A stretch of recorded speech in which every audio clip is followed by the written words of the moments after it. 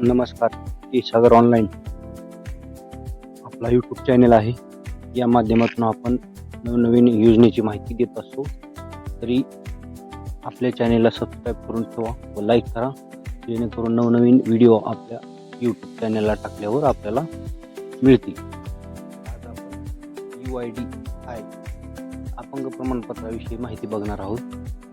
बसमध्ये जाताना अपंग प्रमाणपत्रामध्ये अडचण निर्माण होत आहे. त्याची अशी अडचण आहे की QR स्कॅन होत नाही.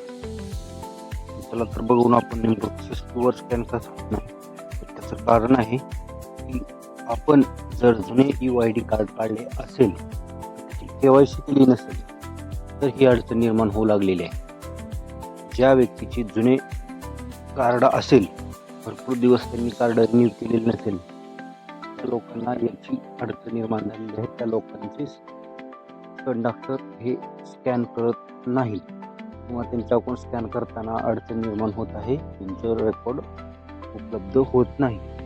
तरी ज्या लोकांचे रेकॉर्ड ओपन होत नाही, त्यांनी ऑनलाईन सेंटरवर जाऊन आपली KYC करावी. KYC केल्यावर UID कार्ड हे डबल अप्लाय करावे व मागवावे.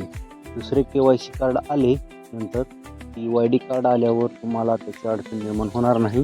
ते पूर्ण स्कॅन होईल. कारण प्रथम आपण काढलेले UID कार्ड हे स्कॅन होत नाही, कारण तुमची त्याला KYC केलेली नसते. कारण त्या संलग्न आधार कार्ड नसल्यामुळे ही अडचण निर्माण होऊ लागलेली आहे. ही अडचण दूर करण्यासाठी